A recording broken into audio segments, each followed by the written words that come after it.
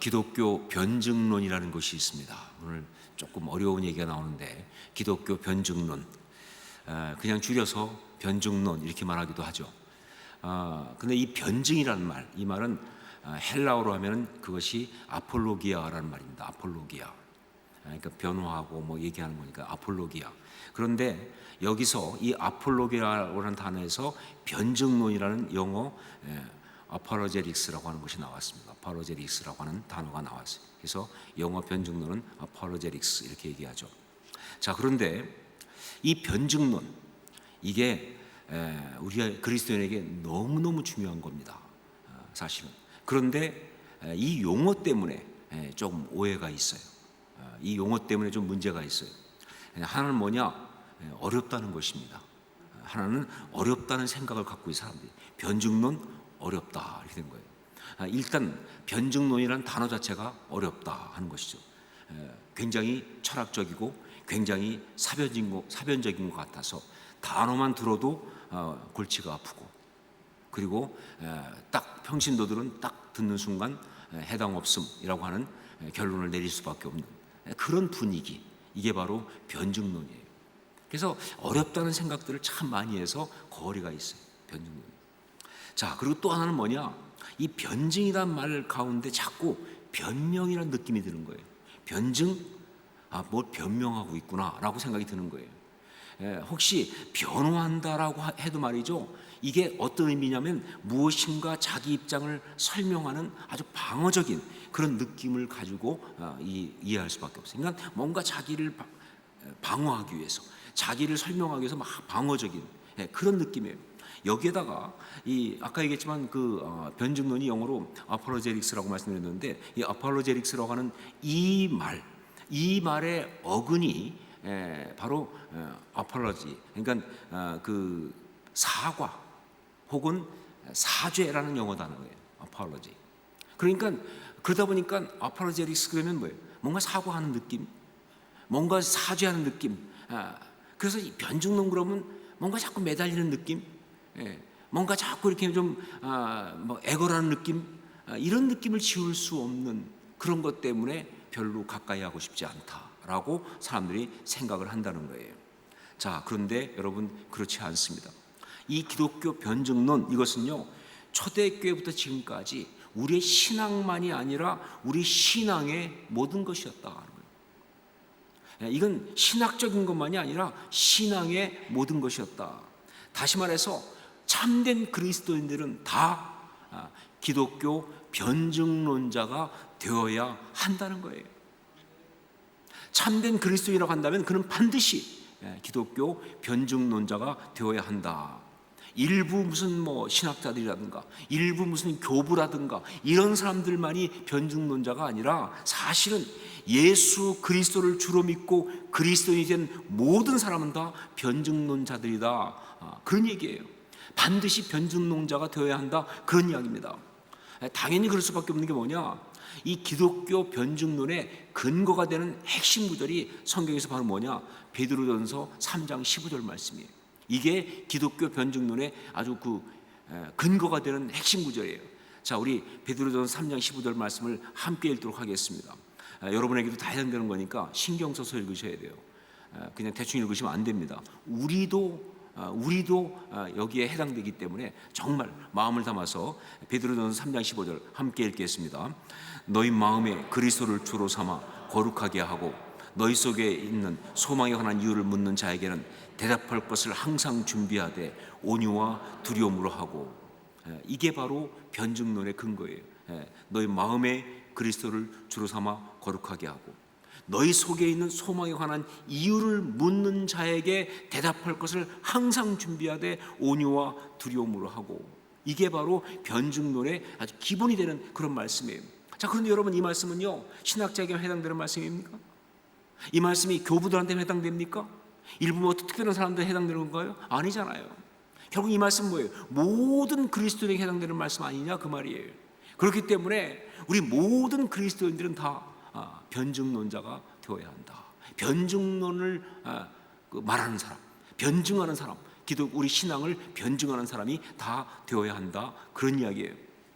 자, 이게 그렇다는 것을 더욱 확실하게 보여주는 것은요, 그러면 어떻게 변증을 할 것이냐 하는 이 변증의 방법에 대한 모든 학자들의 연구 결과를 보면 알 수가 있어요. 이 학자들 중에서 변증론에 대해서 참 연구한 사람이 많습니다. 뭐 논문도 수도 없이 많고. 그런데 이 학자들이 변증론, 어떻게 변증을 할 것이냐 하는 그 방법론에 관한 얘기를 많이 연구하면서 모든 학자들이 공통적으로 이구동성으로 동일하게 내리고 있는 결론이 뭐냐 이겁니다. 변증은 말이 아니라 삶이고 그 사람 자체다. 이거. 모든 신학자들이 다 내린 결론이 뭐냐? 변증은 말이 아니고 삶이고 그 사람 자체다.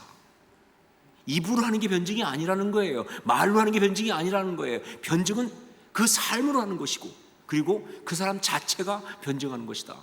이게 모든 학자들의 공통적 결론이에요. 복음주의 지성이라고 불리는 알리스터 맥그레트라고 하는 분이 있습니다. 굉장히 뛰어난 분이죠. 이분이 쓴 책 가운데 기독교 변증이라는 책이 있어요. 자, 그런데 이 기독교 변증, 이 알리스터 맥그레트가 쓴 이 책은요, 영어 제목은 뭐냐? 이 Mere Apologetics 이거예요. Mere Apologetics. 무슨 얘기냐? 그대로 번역하면 mere, 단지 변증론, 이렇게 단지, 다만 변증론, 이런 제목이에요. 굉장히 제목이 독특하죠. mere이라는 말을 썼으니까. 근데 이 단지 변증론, 이게 무슨 뜻이냐? mere apologetics, 이게 무슨 의미냐? 이건 무슨 이런 얘기입니다. 변증론 그거면 충분하다. 우리 신앙에 있어서, 우리 사역에 있어서, 우리 삶에 있어서 변증론 그것 하나면 충분하다 그 말입니다. 그거면 다라는 거예요. 그런 의미에서 변증의 방법론을 쓴 아주 탁월한 책이 바로 이 책이에요. 변증론이면, 그러니까 우리 신앙은 변증론 이거면 충분하다는 거예요. 그런 의미에서 쓴 그런 책입니다. 자, 그런데 이 책에 보면 변증의 6단계가 나와요.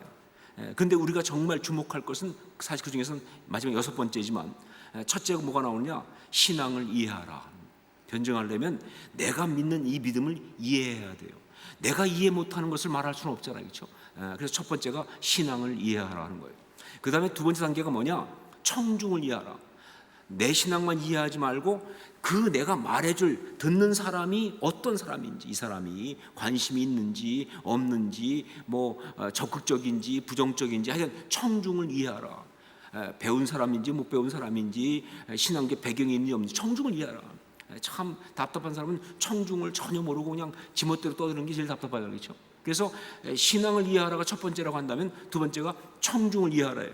근데 세 번째가 뭐냐? 명쾌하게 전달하라예요. 복잡하게 말하지 말고, 물론 이 학문이라는 것은 뭐 이럴 수도 있고 저럴 수도 있고, 그런데 변증하는 사람들은요 명쾌하게 그 장사하는 사람도 잘하는 사람 보면요 명쾌하게 합니다. 특히 약장사 중에 약장사면요 이 약만 먹으면 무조건 낫는 거야. 그래 약을 사 먹지, 날 수도 있고 안 날 수도 있고 부작용이 있어. 그러면 아무도 안 사잖아요, 그렇죠?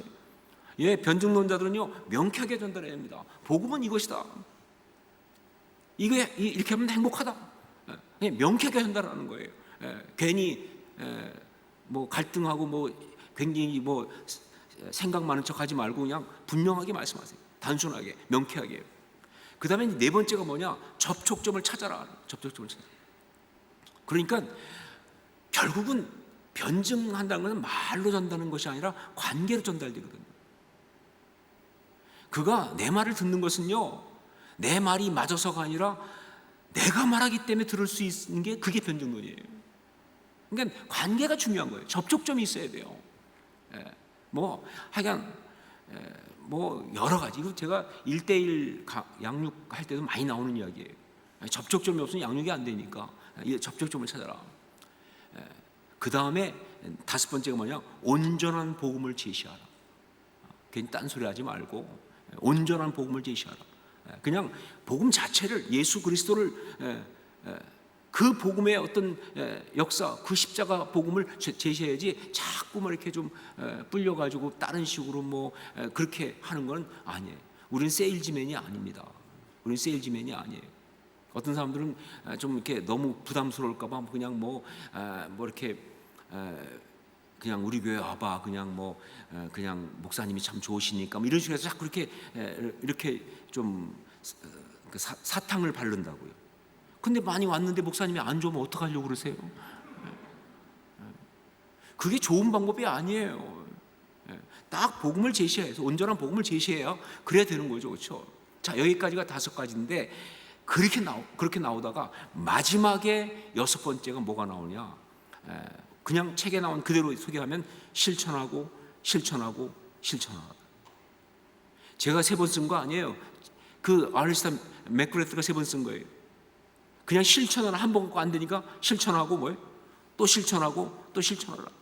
네가 살지 않는 복음은 복음이 아니다 그 말입니다. 너에게 체험되지 않은 그 은혜는 은혜가 아니다 그 말입니다.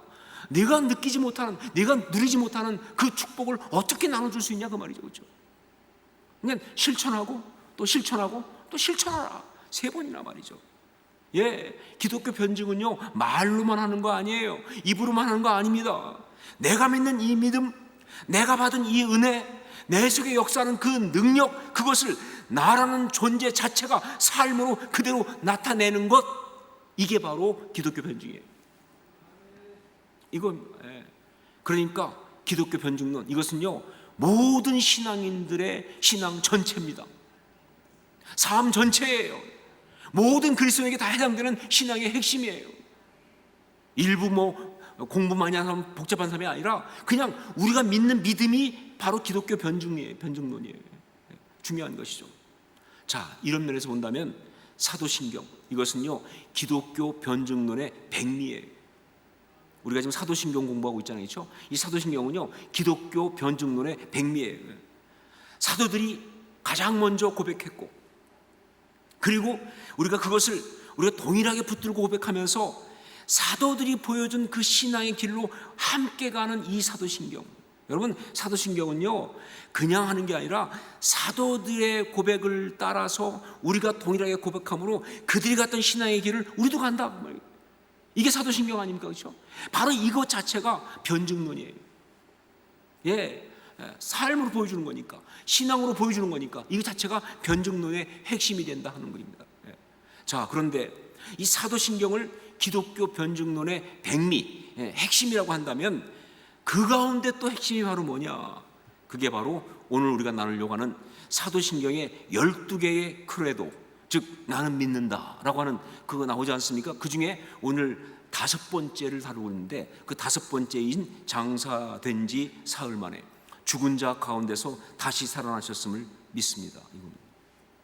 나는 우리 주 예수 그리스도께서 장사된 지 사흘 만에 죽은 자 가운데서 다시 살아나셨음을 믿습니다 라는 이 5번째, 이것이 바로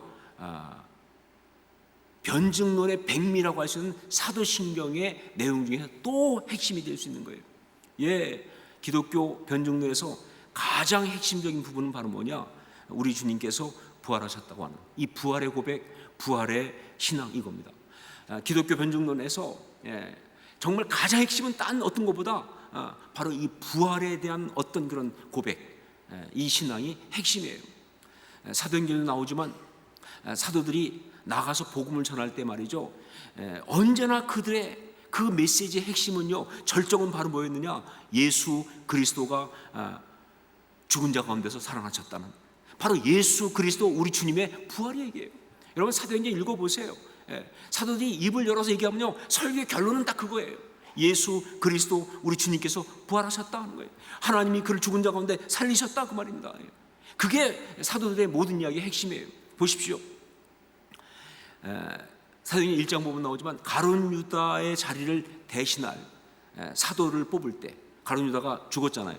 그래가지고 이제 한 자리 비었으니까 그 자리를 대신할 사도를 먼저 뽑습니다. 그래서 우리 아는 대로 마띠아가 뽑히는 것이죠. 자, 그런데 그 자리를 뽑을 때, 그때 사도란 어떤 존재냐, 무슨 역할을 하느냐를 갖다가 이야기하면서 사도행전 1장 22절에 보니까 이렇게 말했습니다. 항상 우리와 함께 다니던 사람 중에 하나를 세워 우리와 더불어 예수께서 부활하심을 증언할 사람이 되게 하여야 하리라 하거늘. 예수께서 부활하심을 증언할 사람이 되게 하여야 하리라 하거늘. 무슨 얘기냐? 사도는 누구냐? 바로 예수께서 부활하심을 증언하는 사람이다. 사도의 메시지의 핵심은 바로 뭐냐? 예수께서 부활하심을 증언하는 것, 그것이라는 거예요. 실제로 오순절 성령 강림으로 시작된 초대교회, 성령 임하시고 나니까 사람들이 다 막 성령 받고 능력 받고 그래서 나가서 막 외치기 시작했잖아요. 베드로도 가서 외치기 시작했잖아요. 사람들이 새술 먹었다 그러니까 새술 먹은 거 아니다 라고 외치기 시작했잖아요. 그런데 그렇게 나가서 외치면서 그들이 그 외침의 핵심이 바로 뭐냐? 예수 그리스도의 부활입니다. 구약에 예언된 그분이라고 쭉 나오다가 결국 예수 그리스도 부활로 가는 거예요. 이 부활의 증거는요, 거기서 끝이 아니라 그 다음부터 이들이 나가서 어디 가서 설교를 하든지 간에 예수 그리스도의 부활이 핵심이에요. 예수 그리스도께서 정말 죽음 가운데도 다시 살아나셨습니다. 이거를 항상 얘기했던 거예요. 또 초대교회 당시 보면요, 이 복음을 핍박하던 자들, 특히 이제 뭐 제사장들이라든가 서기관들이라든가 바리새인들, 이게 복음을 핍박하던 자들, 그들이 가장 싫어한 게 뭐냐? 예수 그리스도의 부활 얘기하는 걸 제일 싫어했어요. 딴 거보다 제일 싫어하는 게 예수 그리스도의 부활 얘기를 너무 싫어했어요. 사도행전 4장 1절 2절 말씀 보면 이렇게 나와 있습니다. 사도들이 백성에게 말할 때에 제사장들과 성전 맡은 자와 사두개인들이 이르러 예수 안에 죽은 자의 부활이 있다고 백성을 가르치고 전함을 싫어하여 그랬어요. 딴 것보다도 예수 안에 죽은 자의 부활이 있다고 백성을 가르치고 전함을 싫어하여. 사실은 굉장히, 특히 사두개인들은 말할 필요가 없죠. 싫어했다. 자, 사도 중에 한 사람인 바울 사도, 그가 나가서 복음을 전할 때마다 가장 강조했던 게 뭐냐? 그런 예수 그리스도의 부활, 이걸 강조했고요. 그가 대적자들과 싸우면서 사실 가장 치열하게 싸운 싸움이 바로 뭐냐? 예수 그리스도의 부활에 대한 이야기가 아주 가장 많이 싸웁니다. 물론 율법과 이 은혜 갖고도 싸우지만 그것보다 사실은요, 정말 더 치열하게 싸운 것은 예수 그리스도의 부활이었어요. 그래요. 초대교회 때부터 시작해가지고 기독교 변증론의 최대 핵심 이슈는 바로 뭐냐? 예수 그리스도의 부활, 이거였어요. 왜 그럴까요? 왜 예수 그리스도의 부활이 가장 최대 핵심 이슈가 될까요? 왜 그렇다고 생각하세요? 지금 여러분 표정은 우리가 어떻게 하느냐 이런 표정인데, 그런 생각을 해보라는 거죠. 왜 그랬을까요?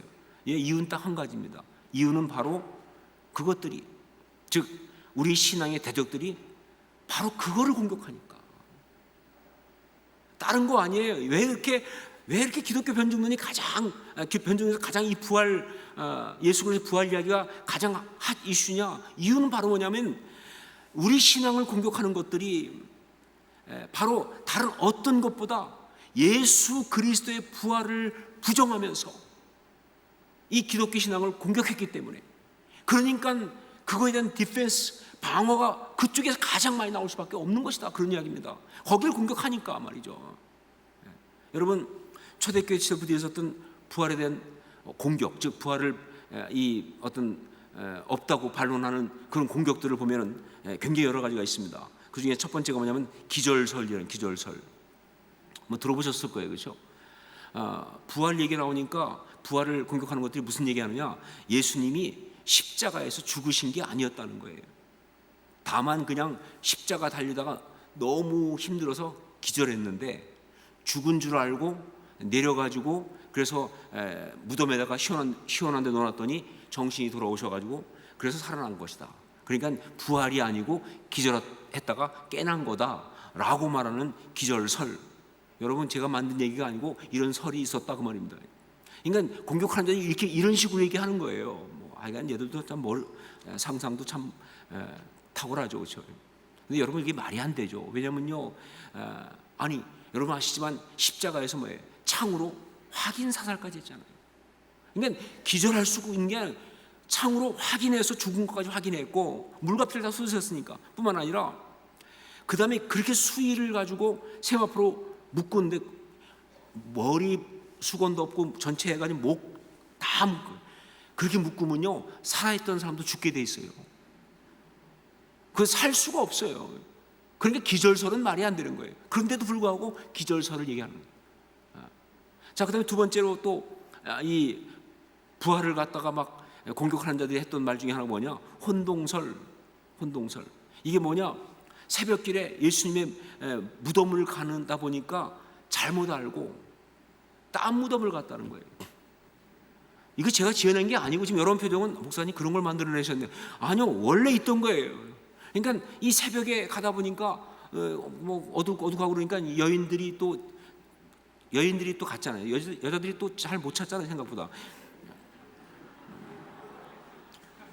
그래가지고는 여자들이 엉뚱한 무덤을 갔다는 거예요. 그리고 가보니까 무덤이 아직 시신이 없는 무덤이니까 아이고 부활했구나, 이렇게 돼가지고 부활했다고 소문이 막 퍼진 것이다 라고 하는 혼동설, 다른 무덤을 예수님 무덤으로 혼동했다고 하는 혼동설이 있었습니다. 진짜로. 근데 이것도 말이 안 되는 게 뭐냐면요, 아니 공동묘지도 아니고, 예수님 무덤이 있는 공동묘지가 아니거든요. 어떻게 잘못 찾으냐. 그뿐더러 그 성경에 보면 그 전날 무덤 들어가실 때부터 무덤을 다 봤거든요. 확인 다 했다고. 일부러 그럴까봐 성경이 다 얘기하고 확인했다고. 그리고 무엇보다 이게 문제가 뭐냐, 그렇다고 하면은 그 다음에 부활하신 주님을 만난 사람들의 그 증거는 도대체 어떻게 설명할 건데, 다른 무덤 찾아가서 빈 거 보고 부활했다고 그렇게 혼동해가지고 퍼뜨린 거라면, 그러면 부활하신 주님 만난 사람들 이야기는 도대체 뭘로 설명할 것이냐, 이게 안 되는 얘기죠. 그런데도 이런 설이 나온다는 거예요. 세 번째는 도난설. 이건 한번 들어보셨을 거예요. 도난설 뭐냐, 제자들이 예수님의 시신을 훔쳐가 놓고 그리고는 부활했다고 거짓말을 막 퍼뜨렸다. 시신을 훔쳐가 놓고. 사실 이 도난설이 가장 강력했습니다. 그런데 여러분 아시겠지만 그럴까봐 로마 군병들이 지켰잖아요. 실제 이건 미리 대비를 했다고요. 지켰잖아요. 그리고 어떻게 훔쳐갑니까, 로마 군병. 더군다나 말도 안 되는 게, 제자들이 어떤 사람들이냐, 예수님이 십자가 달릴 때 다 도망쳤던 놈들 아니에요, 그렇죠? 이때 놈이라고도 괜찮아요. 어차피 천국 가서 만나도 내가 그렇게 말할 거니까. 다 도망쳤잖아요, 그렇죠?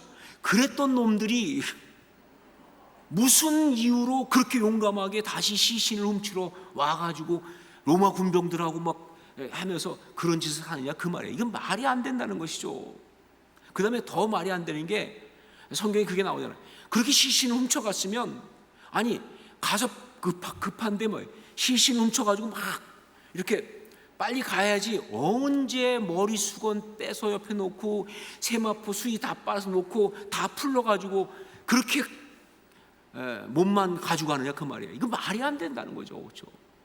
그런 이야기. 무엇보다 더 말이 안 되는 것은, 그렇게 자기들이 훔쳐갔다면 누구는 몰라도 자기들은 알잖아요, 이게 가짜라는 것을. 지들이 만들었으니까.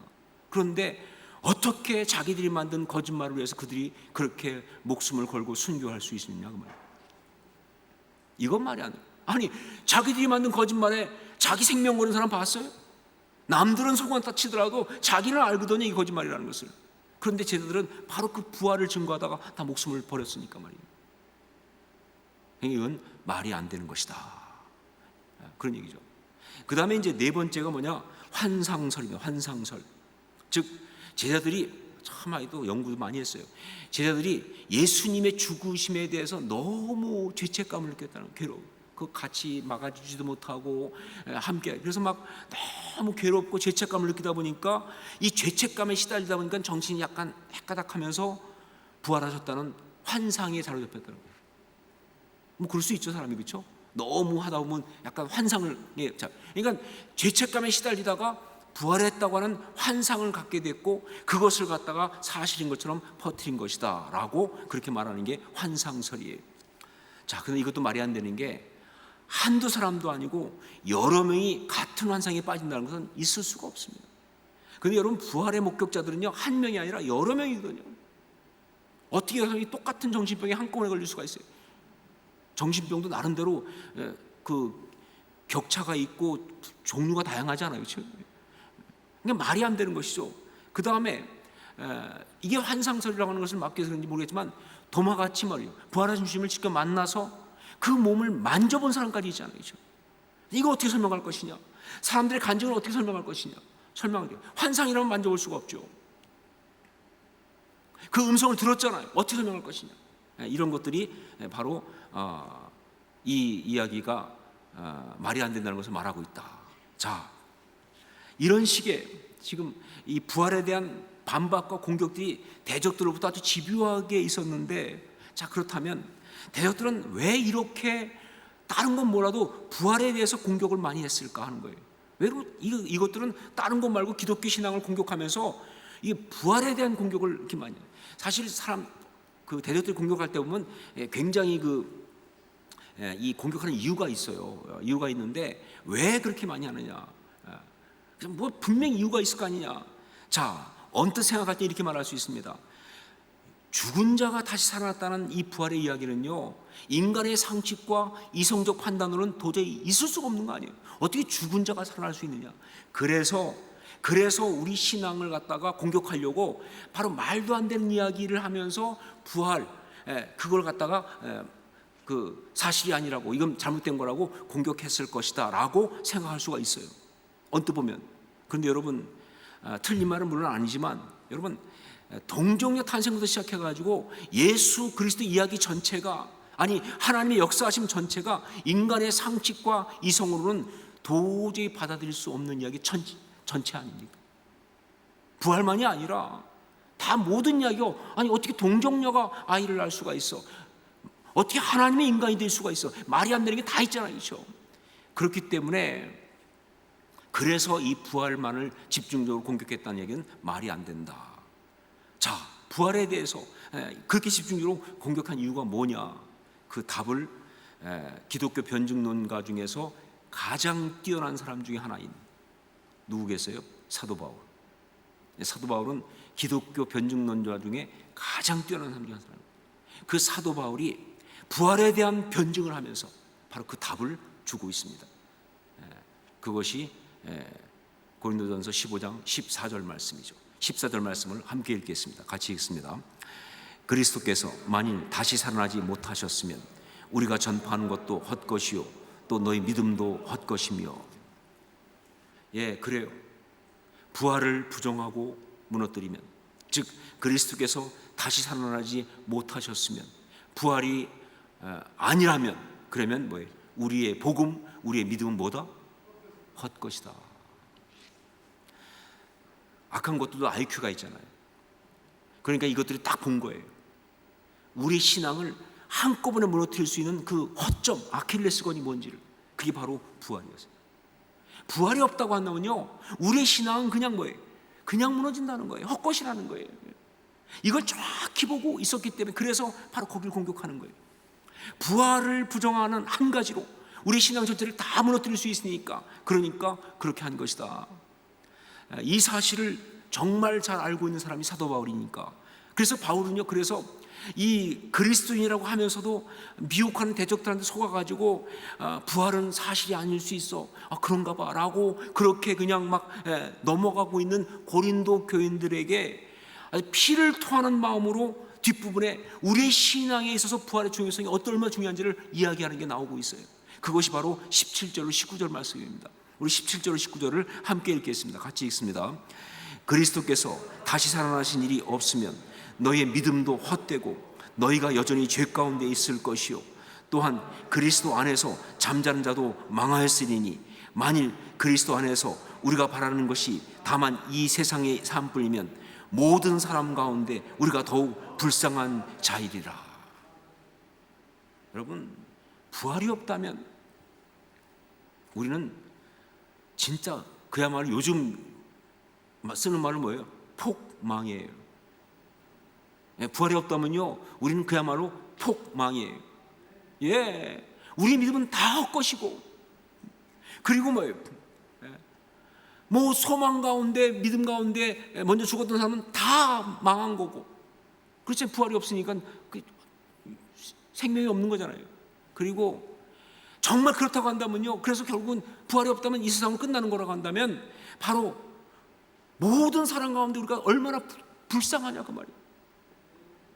여러분, 만약에 우리 신앙이 이 세상뿐이라고 한다면, 부활이 있는 게 아니라 여기서 끝나는 거라면, 여러분, 우리 얼마나 억울해, 놀지도 못하고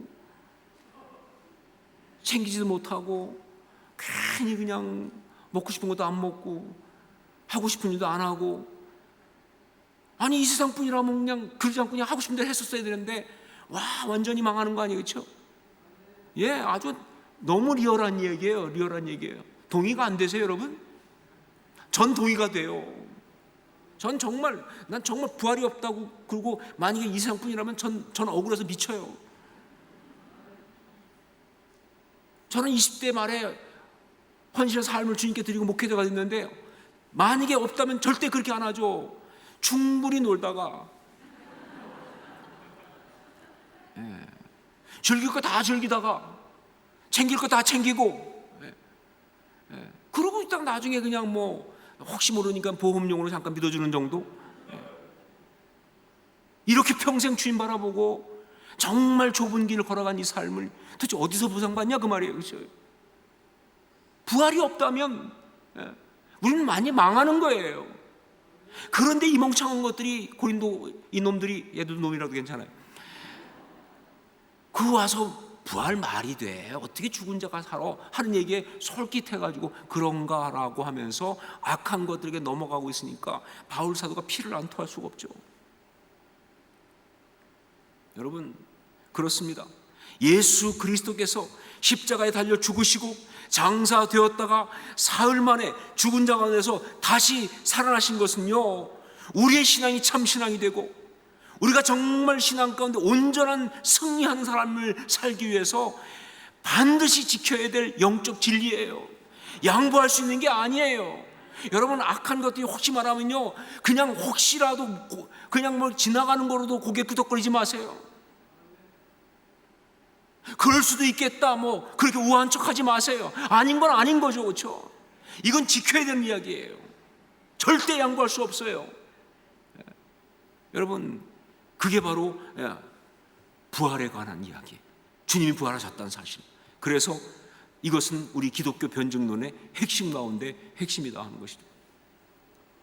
자, 그러면 이 부활의 진리를 우리는 어떻게 지킬 것이냐는 거예요. 여러분, 앞에 이 부활을 반론하는, 공격하는 것들의 그 이야기를 보면서 그들에 대해서 막 또 우리가 반박하는 걸 아까 들으면서 그러면서 생각을 하셨겠지만, 여러분, 그래요. 부활은 사실이 아니다. 예수 그리스도가 죽은 자에 살아난 일은 있을 수가 없다라고 말하는 그런 주장한 자들에 맞서서 아니다, 이러니까 부활하셨다라고 말로 싸우는 건 절대로 이길 확률이 없다예요. 여러분, 그것들과 우리가 말로 싸워서 아니야, 이러니까 부활하신 거야, 아니야, 이렇게 말하는 건요, 사실 이길 확률이 없어요. 왜냐하면요, 바로 그거는 소위 말하면 인간적인 이성과 상식, 세상 논리의 싸움이기 때문에. 그런데 부활은 뭐냐? 이성을 뛰어넘은 거잖아요. 논리를 뛰어넘은 거잖아요. 사람의 판단을 뛰어넘은 것이잖아요. 그러니까 판단으로 설명할 수가 없어. 이성으로 설명할 수가 없어. 그래서 그런 식으로 말로 해가지고 부활이 마저를 설명할 수는 없다는 거예요. 이게 아무리 변증론이라 할지라도 그건 아닌 거예요. 그래서 초대교회 당시 때부터 이 부활에 대한 변증을 할 때 이런 논리적이고 이성적인 진술과 증언들을 하기는 했습니다. 하지만 그게 메인이 아니었어요. 그것보다는요, 다음 두 가지로 부활에 대한 변증을 쭉 펼쳐왔어요. 기본적으로 두 가지로. 근데 이 두 가지가 중요합니다. 왜? 그게 바로 여러분과 제가 여전히 해야 될 두 가지이기 때문에. 우리가 정말 변증론자가 된다면, 부활을 변증하는 사람이 된다면 우리도 해야 될 두 가지이기 때문에 그런 거예요. 첫 번째가 뭐냐? 예수 그리스도의 부활하심을 믿음으로 고백하고 선포했습니다. 예수 그리스도의 부활하심을 믿음으로 고백하고 선포했습니다. 설명하지 않았습니다. 논증하지 않았습니다. 믿음으로 고백하고 선포했습니다. 20절 말씀을 함께 읽겠습니다. 20절 같이 읽습니다. 그러나 이제 그리스도께서 죽은 자 가운데서 다시 살아나사 잠자는 자들의 첫 열매가 되셨도다. 여기 설명하고 있지 않잖아요. 논리적으로 말하고 있지 않잖아요. 논리적으로 결론 내린 게 아니잖아요. 그냥 선포한 거예요. 여러분, 원래 신앙의 어떤 그런 강력한 것은 다 선포 아닙니까? 예. 하나님 날 사랑하신다. 하나님 살아계시다. 설명 가능해요? 논증 가능합니까? 아니에요. 그냥 선포하는 거예요. 예, 이것도 마찬가지예요. 주님이 부활하셨다. 이걸 믿음으로 그냥 선포한 거예요. 고백하고. 이것이 정말 중요한 부활의 변증의 첫 번째예요. 주님이 부활하셨다고. 그렇게 믿음으로 고백하는 성도들의 그 고백, 그것. 여러분, 사도들은요, 부활하신 주님을 만났습니다. 그렇죠? 사도들은 부활하신 주님을 만났어요.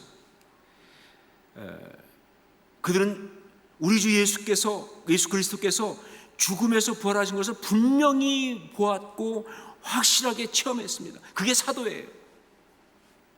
주님 부활하신 것 분명히 체험했어요. 그 부활하신 주님 만났어요. 그런데 참 재미있는 게 뭐냐면 사도들은요, 그런 주님의 부활을 체험하고 부활하신 주님 만난 그 이야기를 갖다가 세상 사람들에게 증거하려고 다른 식으로 준비하지 않았다는 거예요. 참 제가 볼 때는 좀 아쉬운 점이 있어요. 지금 조금 머리만 썼으면 이렇게 복잡하게 하지 않고 그때 뭐예요?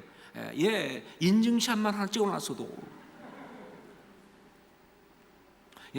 뭐 인증샷까지는 아니다 할지라도 뭐 문서의 기록이라도 좀 해놨어도,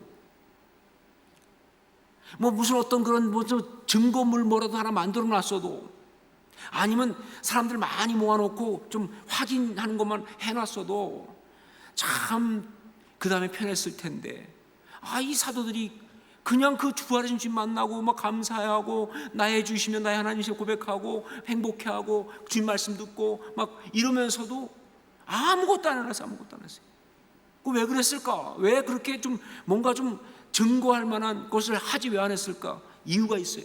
왜냐하면 그들은 그렇게 그런 걸 준비할 필요를 전혀 느끼지 못했다는 거예요.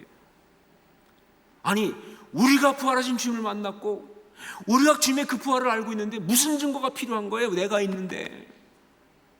우리가 빈 무덤을 보았고 부활하신 주님 만났고 그렇게 살아계신 주님의 음성을 통해서 이 무너졌던 마음이 다시 회복되는 은혜를 받았는데 뭐가 필요하냐? 다른 증거가 말이죠. 내가 있는데. 그래요. 사도들에게는요, 주님께서 예수 그리스도께서 죽음에서 다시 살아나신 것을 논증할 필요가 전혀 없었어요. 그건 당연한 거예요. 그냥 살아났다고 말하면 되는 거예요. 주님이 사망해서 살아나셨습니다 말하면 되는 거예요. 왜? 사실이니까. 그렇죠? 여러분, 바로 이 사도들의 이 이야기를 그대로 동일하게 믿음으로 받아들여서 바로 그 자리에 함께 동참하는 게 뭐예요? 그게 바로 사도신경이에요. 그게 바로 우리들의 고백이고요. 그것이 바로 부활의 변증의 첫 번째예요. 나는 우리 주 예수 그리스도께서 십자가에 달려 죽으셨으나 장사된 지 사흘 만에 죽은 자 가운데서 다시 살아나셨음을 믿습니다 라는 이 사도행전의 다섯 번째 고백은요, 바로 그런 사도들의 그 고백을 우리가 동일하게 우리의 고백으로 받아들이면서 우리의 것으로 함께 드리는 바로 그 역사입니다. 바로 이것이 너무너무 중요한 거예요. 이것이 우리가 사도신경을 하면서 이 고백을 하는 중요한 의미예요. 정말 우리의 신앙을 갖다가 무너뜨리려고 갖가지 어떤 그런 이 교활한 것 방법으로 뭐 세상적인 것, 요즘은 또 과학까지 동원하잖아요, 그렇죠? 그래가지고 뭐 과학적인 것, 무슨 뭐 논리적인 것, 뭐 상황적인 것, 뭐 편협한 잣대를 가지고 막 얘기하면서 공격해 오는 그것들에 대해서 그것들을 마저 대하여서 우리가 할 게 뭐냐? 딴 거 없어요. 사도들의 그 신앙을 그대로 받아가지고 우리는 이렇게 말하면 됩니다. 뭐라고 그래도 나는 한 가지 분명하게 믿습니다. 우리 주 예수 그리스도께서는 사망에서 부활하셨습니다. 네가 어떻게 알아? 이렇게 물어보면 사도들이 고백한 걸 나도 믿습니다. 어떻게 알아야 설명하지 마세요. 자꾸. 어떻게 알아? 그러면 뭐 이렇게 한다 저렇게 한다, 뭐 우리 유목사님 말씀하셨다 이런 얘기 하지 마세요. 그럴 필요 없어. 그냥 내가 믿는다는데, 그렇죠? 그럼 너는 어떻게 믿냐? 내가 동일한 신앙의 라인 가운데 있는 사도들의 그 믿음을 내가 받아들였으니까. 그게 사도신경 아니에요? 그러니까 나는 그렇게 선포하는 거예요. 어떤 분이 그런 막 누가 와서 막 그냥 이렇게 막 신앙을 흔드는 이야기를 하고 막 그냥 예수 믿는데 어떻게 이렇게 잘 안 될 수가 있어? 예수 믿는데 뭐 이렇게 힘들 수가 있어? 예수 믿는데 왜 이렇게 막 어려움 겪을 수 막 얘기하는데, 그때 정말 실제 있던 이야기입니다. 너무 통쾌하게 그분을 딱 쳐다보면서, 이럴 때는 눈을 딱 쳐다보면서 얘기해야 돼요. 딱 쳐다보면서 그런데 내가 한 가지 말하고 싶은 게 있습니다. 뭐라고 말해도 한 가지는 난 믿습니다. 하나님 나를 사랑하신다는 것을. 끝. 더 이상 이야기할 필요 없는 거예요. 설명할 필요가 없어요. 뭐라고 그래도 난 한 가지 믿습니다. 하나님께서 나를 정말로 사랑하신다는 것을. 똑같은 거예요. 예수 그리스도께서 죽음에서 부활하셨음을 믿습니다 하는 것이죠. 이것이 부활의 변증의 첫 번째 중요한 거예요. 여러분이 그러한 변증을 할 수 있기를 주님으로 축원합니다. 해야 돼요. 당연히 해야 돼요. 두 번째, 또 하나 부활 변증의 중요한 건 뭐냐? 그건 바로 부활 신앙으로 살았습니다 하는 것입니다. 부활 신앙으로 살았습니다. 첫 번째보다 훨씬 강력한 부활의 변증이 바로 이거예요. 대적들이 아무리 예수의 부활을 부정하고 반박하고 싶어도 그렇게 할 수 없게 만드는 정말 강력한 변증이 바로 뭐냐? 이렇게 부활 신앙으로 사는 사람들이 있다는 것. 아니, 어떻게 설명할 수 있어요? 아니, 생각해 보세요. 그렇게 실패했던 그 마음이 어떻게 이렇게 충만한 능력으로 다시 바뀔 수가 있습니까? 어떻게?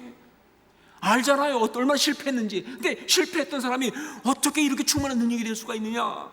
어떻게 그렇게 낙심하고 무너졌던 그 마음이 이렇게 기쁨으로 다시 충만할 수 있느냐 그 말이에요. 아니, 어떻게 도망자가 증거자가 됩니까?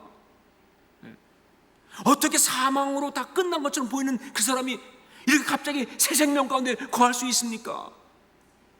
이건 말이 안 되는 거예요.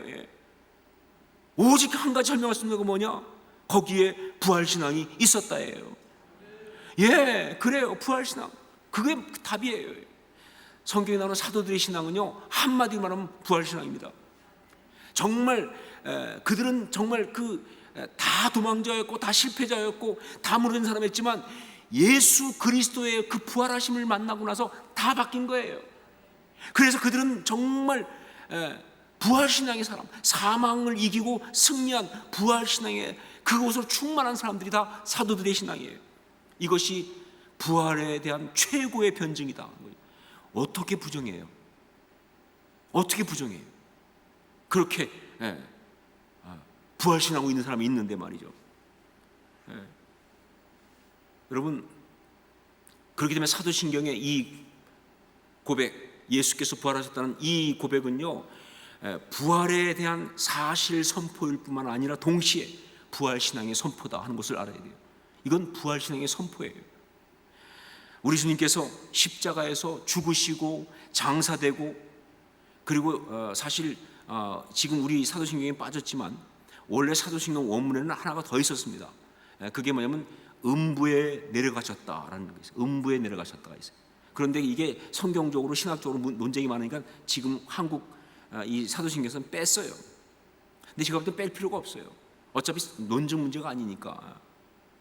자, 우리 주님께서 십자가에 죽으시고 장사까지 되고, 장사는 뭐예요? 죽음을 확인한 거 아닙니까? 그 다음에 사도신경 원문대로 한다면 지옥 음부까지 내려가셨지만 바로 거기서 다시 살아나신 것처럼, 그렇게 우리도 바로 그 주님을 믿을 때 정말 삶의 모든 십자가, 고난이죠. 그 다음에 사망 끝난 거죠. 거기다가 장사, 확인사살이죠. 거기다가 음부, 완전히 바닥까지 가는 그런 상황이 있다 할지라도 바로 거기에서 다시 일어날 줄로 믿습니다. 이게 부활신앙이죠. 어떻게 일어나는데? 왜냐하면 우리 주님이 그렇게 십자가에서 죽으시고 장사되었다가 사흘 만에 죽은 자 가운데서 살아나신 분이니까, 나는 그분을 믿으니까, 그게 바로 내 능력이니까 나도 그렇게 어떤 음부 같은 자리, 어떤 사망 같은 자리, 어떤 그런 지옥 같은 곳에도 다시 일어날 수 있음을 믿고 일어나는 것입니다. 이게 부활신앙이죠. 그게 바로 이 고백이에요. 여러분, 신앙은 그래서 기가 막힌 것이죠. 신앙은 그래서 정말 세상이 감당할 수 없는 거예요. 신앙은 그래서 감동적입니다. 부활신앙이니까.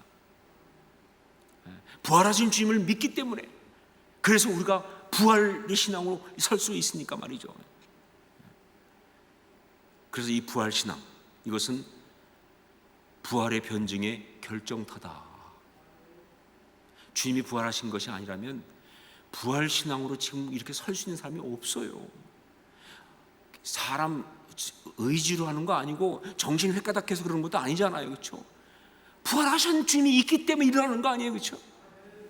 가장 결정적인 부활 변증의 결정타가 된다는 것이죠. 사랑하는 여러분, 우리 모두가 우리의 이 신앙의 변증론자가 되어 살아갈 수 있기를 주의 이름으로 축원합니다. 여러분, 여러분의 신앙의 삶이 우리 신앙의 변증론자로 살아가야 돼요. 그렇죠? 세상 앞에, 모든 사람 앞에, 마귀 앞에, 정말 마음이 흔들리는 사람 앞에 우리의 신앙이 참된 것을 나타내는 삶 사셔야 한다, 그 말입니다. 특별히 무엇보다 부활의 변증을 힘있게 선포하며 살아갈 수 있기를 주의 이름으로 축원합니다. 여러분의 그 이야기가 그렇게 돼야 돼요. 정말 삶 속에 고난 당하십니까? 그 고난 가지고 여러분의 부활의 변증론을 쓰세요. 세상적으로 답이 안 나오는데 예수 그리스도 때문에 그 절망적인 상황에서 다시 일어나 주를 찬양하는 그 모습을 통해서 부활의 변증론을 쓰세요. 그게 우리 주님이 원하시는 겁니다. 여러분, 지금도 여전히 우리 신앙을 송두리째 무너뜨리려고 세상의 논리와 인간적 판단으로 예수 그리스도 우리 주님의 부활을 반박하고 흔드는 대적들을 향하여 그렇게 우리를 갖다가 사망 가운데 무너뜨리려고 하는 그 모든 대적들을 향하여 나는 우리 주 예수 그리스도께서 십자가에서 죽으시고 장사된 지 사흘 만에 죽은 자 가운데서 다시 살아나셨음을 믿습니다 라고 고백할 수 있기를, 전 이 고백을 우리가 함께 다시 한번 하기 원합니다. 왜? 이걸 해야 하니까. 여러분, 삶 속에 가장 캄캄한 날에 이 고백하셔야 됩니다. 앞이 안 보일 때 이 고백하셔야 합니다. 정말 사람에게 실망했을 때 이 고백하셔야 돼요. 여러분, 정말 내가 실패한 것 같다 느낄 때 이 고백하셔야 돼요.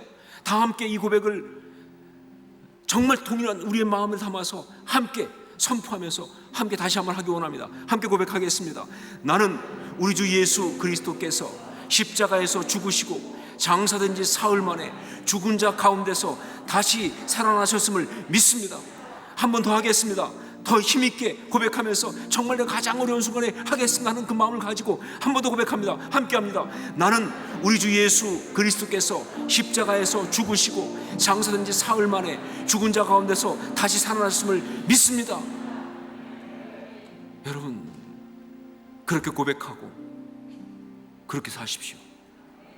이것이 부활신앙입니다. 기도하겠습니다.